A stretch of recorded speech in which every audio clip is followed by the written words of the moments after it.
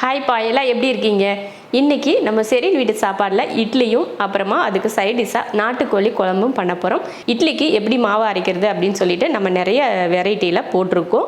இன்றைக்கி நம்ம அரைக்க போகிற மாவு வந்து நம்ம வீட்டில் ரெகுலராக சாப்பாடு பண்ணுவோம் இல்லையா, அந்த அரிசியை ஊற வச்சு இட்லிக்கு அரைக்க போகிறோம். வாங்க அதுக்கு என்னென்ன அளவு போட்டு அரைக்கலாம் அப்படிங்கிறத பார்க்கலாம்.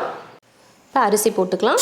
1 2 3 4 4 டம்ளருக்கு 1 டம்ளர் உளுந்து, வெந்தயம் 1/2 ஸ்பூன், அடுத்து வெள்ளை அவல்.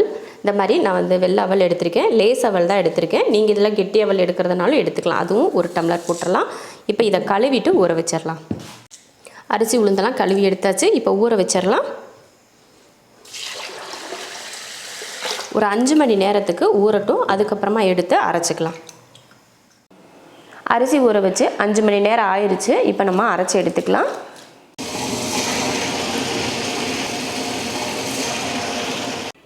மாவு அரைச்சி எடுத்தாச்சு. நம்ம எப்பயுமே இட்லி மாவு பக்குவத்துக்கு மாவு அரைப்போம் இல்லையா, மாவு அரைச்சி எடுத்து வச்சுருக்கேன். தண்ணியெல்லாம் ஊற்றலை. நம்ம மாவு புளிச்சதுக்கப்புறம் கரைச்சி எடுப்போம் இல்லையா, அப்போ வந்து நம்ம தண்ணி ஊற்றி கரைச்சிக்கலாம் பக்குவத்துக்கு. இப்போ இதை ஒரு 8 மணி நேரத்துக்கு நல்லா புளிக்க வச்சு எடுத்துக்கலாம். நான் வந்து இந்த அளவில் தான் மாவு அரைச்சி புளிக்க வச்சு இப்போ எடுத்து வச்சுருக்கேன். 8 மணி நேரம் நல்லா புளிக்க வச்சு இப்போ மாவு வந்து நான் எடுத்து வச்சுருக்கேன். இப்போ மாவு எப்படி பக்குவத்தில் இருக்குதுன்னு பார்க்கலாம். மாவு பார்த்திங்கன்னா எப்படி நல்லா பொங்கி வந்திருக்கு பார்த்திங்களா. இந்த டைமில் நம்ம உப்பு போட்டு கலந்துக்கலாம். உப்பு போட்டு கலந்துடலாம். அவ்வளோதான், மாவு வந்து இட்லிக்கு ரெடியாக இருக்குது. முதல்ல இப்போ நம்ம மாவு வந்து ரெடி பண்ணி வச்சாச்சு. மாவு ஒரு ஓரமாக இருக்கட்டும். அடுத்து நம்ம ஃபஸ்ட்டு குழம்புக்கு ரெடி பண்ணிக்கலாம். அதுக்கு வந்து நம்ம மசாலா வறுத்து அரைச்சி தான் பண்ண போகிறோம். இப்போ ஃபஸ்ட்டு மசாலா வறுத்து அரைச்சிக்கலாம். 1 கிலோ நாட்டுக்கோழி க்ளீன் பண்ணி எடுத்து வச்சுருக்கேன். இதுக்கு தேவையான மசாலா நம்ம அரைச்சி எடுத்துக்கலாம். ஸ்டவ் ஆன் பண்ணி கடாய் வச்சாச்சு. ஃபஸ்ட்டு மல்லி சேர்த்துக்கலாம். 1 2 3 4 ஸ்பூன். இந்த ஸ்பூனில் 4 ஸ்பூன் மல்லி, சோம்பு 1/2 ஸ்பூன், சீரகம் 1/2 ஸ்பூன், கசகசா 1/2 ஸ்பூன், மிளகு 3/4 ஸ்பூன், அடுத்து மிளகாய் ஒரு 6லேருந்து 7 போல், 3 கிராம்பு, 3 ஏலக்காய், இது போல் 2 துண்டு பட்டை. கொஞ்சமாக எண்ணெய் ஊற்றிக்கலாம். எண்ணெய் ஊற்றிட்டு நல்லா மணம் வர்ற மாதிரி வறுத்தெடுத்துடலாம். மசாலாவை நல்லா வறுத்துட்டோம். இப்போ இதை ஒரு பிளேட்டுக்கு மாற்றிக்கலாம். மசாலா வந்து வறுத்தாச்சு. அதுக்கப்புறம் வெங்காயம், வெள்ளை பூண்டு இதெல்லாம் வறுத்து எடுத்துக்கலாம். மறுபடியும் ஒரு 2-3 ஸ்பூன் அளவுக்கு எண்ணெய் ஊற்றிக்கலாம். அடுத்து ஒரு 100 கிராம் அளவுக்கு சின்ன வெங்காயம், அப்புறம் ஒரு 10 போல் வெள்ளை பூண்டு, அடுத்து ஒரு சின்ன துண்டு இஞ்சி. இதையும் வதக்கிக்கலாம். இதெல்லாம் நல்லா வெங்காயம், வெள்ளை பூண்டு, இஞ்சியெல்லாம் நல்லா வதங்கி வரட்டும். அதுக்கப்புறமா நம்ம இது கூட மற்றதெல்லாம் சேர்த்துக்கலாம். இந்த வெங்காயம் ஓரளவுக்கு வதங்கினதுக்கப்புறமா நம்ம இதில் தேங்காய் சேர்த்துக்கலாம். நல்லா ஒரு துண்டு தேங்காயை இந்த மாதிரி சின்னதாக வெட்டி இது கூட சேர்த்துக்கலாம். தேங்காய் வந்து அதிகமாக போடக்கூடாது, கம்மியாக சேர்த்துக்கிட்டிங்கன்னா போதும். 1 கிலோவுக்கு 1 துண்டு போதும். வெங்காயம், வெள்ளை பூண்டு, தேங்காய் எல்லாம் நல்லா வதங்கிருச்சு. இறக்குறதுக்கு ஒரு 2 நிமிஷத்துக்கு முன்னாடி தக்காளி வதக்கிட்டு இறக்கிக்கலாம். நான் சின்ன தக்காளியாக 2 தக்காளி எடுத்திருக்கேன். நீங்கள் பெருசாக இருந்தால் 1 தக்காளி போட்டுக்கிட்டால் போதும். தக்காளி போட்டதுக்கப்புறம் பார்த்திங்கன்னா தக்காளியும் நல்லா சாஃப்டாக வதங்கிருச்சு. அவ்வளோதான். இப்போ அடுப்பை ஆஃப் பண்ணிடலாம். அடுப்பை ஆஃப் பண்ணியாச்சு. இதெல்லாம் நல்லா ஆறட்டும். அதுக்கப்புறமா நம்ம அரைச்சி எடுத்துக்கலாம். இதையும் ஒரு பிளேட்டில் மாற்றிடலாம். மசாலா வந்து நல்லா ஆறிடுச்சு. இப்போ இதை அரைச்சி எடுத்துடலாம். மிக்ஸி ஜாரில் அரைச்சி எடுத்துக்கலாம். முதல்ல இதை ஒரு அடி அடிச்சுட்டு அதுக்கப்புறமா இது கூட தேங்காய் இதெல்லாம் போட்டு அடிக்கிறதுக்கு கரெக்டாக இருக்கும். ஃபஸ்ட்டு இந்த மல்லி சீரகத்தெல்லாம் ஒரு தடவை அரைச்சி எடுத்துடலாம். சும்மா லைட்டாக ஒரு அடி அடித்து எடுத்துக்கலாம். இந்த மாதிரி லைட்டாக ஒரு குறப்பாக அரைச்சி எடுத்துட்டு அதுக்கப்புறமா நம்ம தேங்காய், தக்காளி, வெங்காயம்லாம் வதக்கணும் இல்லையா, அதையும் அது கூட சேர்த்து நம்ம அரைச்சி எடுத்துடலாம்.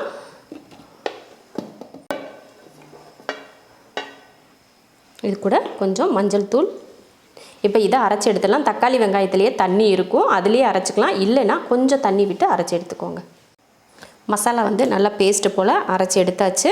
இப்போ இந்த மசாலாவை நம்ம சிக்கன் க்ளீன் பண்ணி வச்சுருக்கோம் இல்லையா, அது கூட சேர்த்துக்கலாம். இப்போ இதில் மசாலாவை சேர்த்துருவோம்.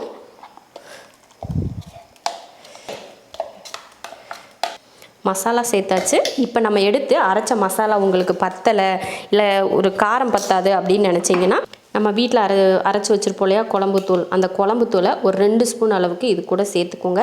மசாலா நம்ம அரைச்சது பத்தலை அப்படின்னா மட்டும் ஒரு 2 ஸ்பூன் அளவுக்கு நீங்கள் சேர்த்துக்கிட்டிங்கன்னா போதும். இப்போ சேர்த்தாச்சு.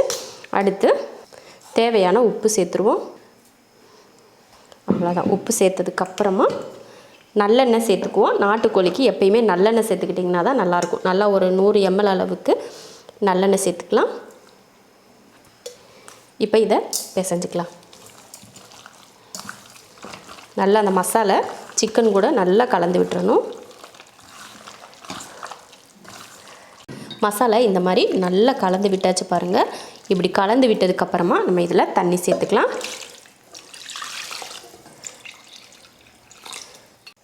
பார்த்திங்கன்னா தண்ணி ஊற்றியாச்சு. இதை மறுபடியும் அந்த தண்ணி ஊற்றுனதுக்காக ஒரு டைம் கலந்து விட்டுட்டு அடுப்பில் வச்சுக்கலாம்.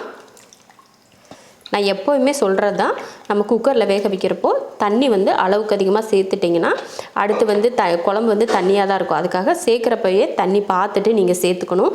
ஏன்னா குக்கரில் வைக்கிறது வந்து தண்ணி வந்து வற்றாது, நம்ம ஊற்றுற தண்ணி அப்படியே தான் இருக்கும். அதனால் நிறைய தண்ணியெல்லாம் ஊற்ற வேணாம், ஓரளவுக்கு கரெக்டாக பார்த்துட்டு ஊற்றிக்கோங்க.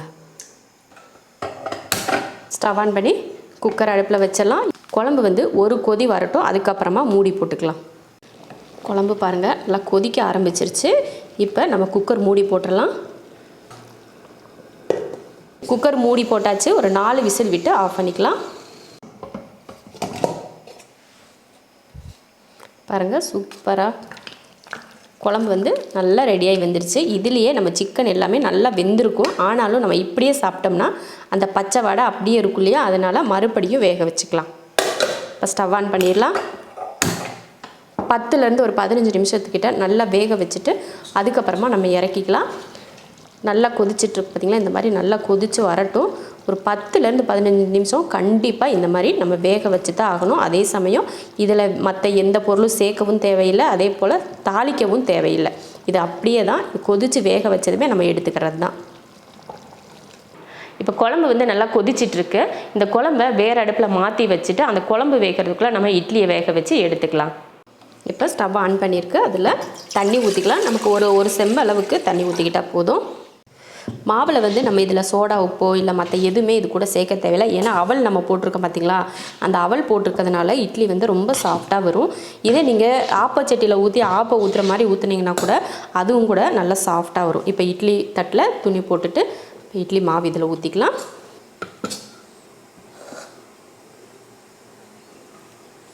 நல்ல மாவை வந்து ஒரு 8 மணி நேரத்துக்கு நல்லா புளிக்க வச்சு எடுத்துக்கணும். அப்போ தான் வந்து இட்லி வந்து நல்லாயிருக்கும். ரொம்ப புளிக்காமல் நம்ம இட்லி ஊற்றிட்டோம்னாலும் இட்லி சாப்பிட்றதுக்கு நல்லா இருக்காது. இட்லியை பொறுத்த அளவுக்கு மாவு வந்து புளிச்சு ஊற்றினா தான் டேஸ்ட் நல்லாயிருக்கும். அதுக்காக ரொம்ப அளவுக்கு அதிகமாக புளிக்க விட்டுறக்கூடாது. ஒரு நார்மலாக புளிச்சிருக்கணும் கண்டிப்பாக. அவ்வளோதான், ஊற்றியாச்சு. இப்போ தண்ணியும் கொதிச்சிருச்சு. இப்போ தண்ணி பார்த்திங்கன்னா நல்லா கொதிச்சிருச்சு. இட்லி எடுத்து வச்சுக்கலாம். ஒரு 8 நிமிஷத்துக்கு வேகட்டும், அதுக்கப்புறமா எடுத்து பார்த்துக்கலாம். இட்லி வேக வச்சு 8 நிமிஷம் ஆயிடுச்சு. நம்ம கரண்டியோ இல்லைன்னா கத்தியோ வச்சு இந்த மாதிரி ஊற்றி பாருங்கள், ஒட்டாமல் வந்துச்சுன்னா வெந்துருச்சுன்னு அர்த்தம். இப்போ அடுப்பை ஆஃப் பண்ணிவிட்டு எடுத்துக்கலாம். இட்லி துணிக்கு மேலேயும் லைட்டாக தண்ணி தெளிச்சுக்கணும், அப்போ தான் துணியில் ஒட்டாமல் வரும். இட்லி பார்த்திங்கன்னா நல்லா வெந்துருச்சு, நல்லா சாஃப்டாக இருக்குது பாருங்கள். தொட்டு பார்த்தாலே பஞ்சு போல் இருக்குது இட்லி வந்து ரெடி ஆயிடுச்சு. இப்போ நம்ம குழம்பு வந்து ஒரு பக்கம் கொதிக்க வச்சுருந்தோம் இல்லையா, அது என்னாச்சுன்னு பார்த்துட்டு இறக்கிக்கலாம். பாருங்கள் குழம்பு வற்றி எண்ணெய் தெரிஞ்சு வர ஆரம்பிச்சிருக்கு பார்த்துக்கோங்க. குழம்பு இப்போ தான் நம்ம குக்கர்லேருந்து இறக்குன உடனே இல்லாமல் இப்போ பார்த்திங்கன்னா குழம்பு நல்லா திக்காக வந்திருக்கு பார்த்திங்களா. இந்த மாதிரி நம்ம வேக வச்சுக்கணும், அப்போ தான் அந்த குழம்போட பச்சை ஸ்மெல் வந்து இருக்காது, சிக்கனுமே நல்லா வெந்து வந்துடும். இப்போ லாஸ்ட்டாக இறக்க போகிறதுக்கு முன்னாடி இதில் கருவேப்பிலை மல்லித்தலை எதுவுமே நம்ம சேர்க்கலை, தாளிக்க கூட இல்லை, வெறும் மசாலா மட்டும் அரைச்சி எடுத்துருக்கோம். இப்போ இதில் இறக்க போகிறதுக்கு முன்னாடி சும்மா கொஞ்சமாக எண்ணெய் விட்டுட்டு, அதாவது நல்லெண்ணெய் விட்டு தான் இறக்கணும், கொஞ்சம் நல்லெண்ணெய் விட்டுட்டு அடுப்பை ஆஃப் பண்ணிக்கலாம். சும்மா கொஞ்சம் ஒரு சின்ன குழிக்கரண்டியில் ஒரு கரண்டி அளவுக்கு மேலே எண்ணெய் ஊற்றிட்டு இறக்குனீங்கன்னா அந்த குழம்போட டேஸ்ட் வந்து இன்னும் கொஞ்சம் அதிக தூக்கலாக இருக்கும். அதுக்காக தான். குழம்பும் ரெடி பண்ணிட்டோம், இட்லியும் ரெடி ஆயிடுச்சு. இப்போ பரிமாறிக்கலாம். நம்ம வீட்டு அரிசியில் அரைச்ச இட்லி அப்புறமா நாட்டுக்கோழி குழம்பு. இட்லியும் ரெடி பண்ணியாச்சு, குழம்பும் ரெடி ஆயிடுச்சு. ரெண்டுமே ரொம்ப அருமையாக ரெடியாக இருக்குது. இந்த மெத்தடில் நீங்கள் ஒரு நாளாவது நாட்டுக்கோழி குழம்பு செஞ்சு பாருங்கள். நம்ம இன்றைக்கி பண்ணியிருக்க நாட்டுக்கோழி குழம்புல பார்த்திங்கன்னா எந்த தாளிப்புமே ஒரு துளி கூட நம்ம இடையில தாளிக்கலை. எண்ணெய் ஊற்றி கலந்து மட்டும்தான் நம்ம குழம்பு செஞ்சுருக்கோம். அதே போல் மல்லித்தலை, கருவேப்பிலை எதுவுமே இதில் நம்ம யூஸ் பண்ணலை. இதே மெத்தடில் நீங்கள் சாதத்துக்கும் சரி, இல்லை சப்பாத்தி பரோட்டாவுக்கும் சரி, இந்த மாதிரி இட்லி தோசைக்காக இருந்தாலும் சரி, இந்த மெத்தடில் நீங்கள் ஒரு டைம் நாட்டுக்கோழி குழம்பு கண்டிப்பாக செஞ்சு பாருங்கள். ரொம்ப ரொம்ப டேஸ்டியாக இருக்கும். அதே சமயம் லாஸ்ட்ல இறக்குறப்ப கொஞ்சம் நல்லெண்ணெய் விட்டுட்டு அப்புறமா இறக்கியோ நம்ம குடிக்கிறதுக்கு கூட நம்ம வீட்டில் இருக்கவங்களுக்கு ஒரு கிண்ணத்தில் இந்த சூப்பெல்லாம் குடிப்போம் பார்த்தீங்களா, அந்த மாதிரி எடுத்து ஊற்றி கூட நீங்கள் கொடுத்தீங்கன்னா அவங்களுக்கு இந்த சளியெல்லாம் கட்டியிருக்கும் பார்த்தீங்களா தொண்டையில், அந்த மாதிரி நேரத்தில் இவங்களுக்கு கொடுத்தீங்கன்னா அந்த தொண்டையில் இருக்க சளியெல்லாம் அடிச்சுட்டு போயிடும்னு சொல்லுவாங்க. இந்த மாதிரி செஞ்சு நீங்கள் கொடுத்து பாருங்கள், ரொம்ப நல்லாயிருக்கும். அதே சமயம் நல்லெண்ணெயில் நாட்டுக்கோழி குழம்பு செய்யுங்க, ரொம்ப நல்லாயிருக்கும். ருசியும் நல்லாயிருக்கும், மனமும் நல்லாயிருக்கும். இதே மெத்தடில் நீங்களும் செஞ்சு பார்த்துட்டு எப்படி இருக்குன்னு சொல்லிட்டு கமெண்ட்டில் சொல்லுங்கள். பிடிச்சிருந்தா லைக் பண்ணிவிட்டு ஷேர் பண்ணிவிட்டு நம்ம செரின் வீட்டு சாப்பாடு சேனலை சப்ஸ்கிரைப் பண்ணி பக்கத்தில் இருக்க பெல் ஐக்கானை கிளிக் பண்ணி வச்சுக்கோங்க. இப்போ நம்ம சாப்பிட போகலாம்.